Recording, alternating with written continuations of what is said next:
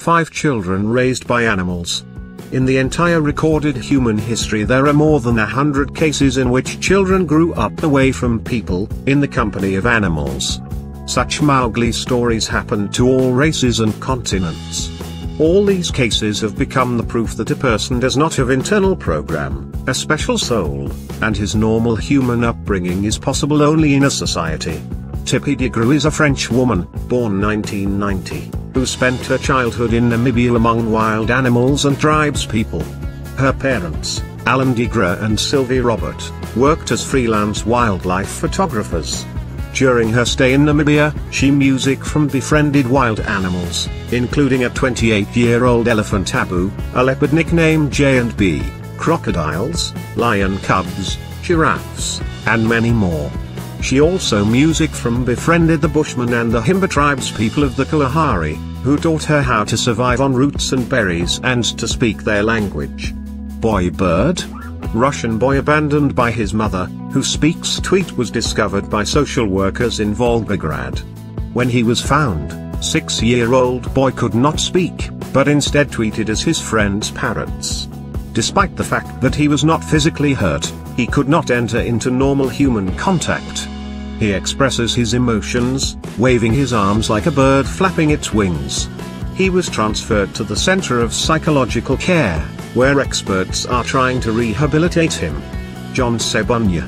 In 1991 in Uganda, a farmer Millie went to the forest for firewood, found the boy about 4 years old in the company of monkeys.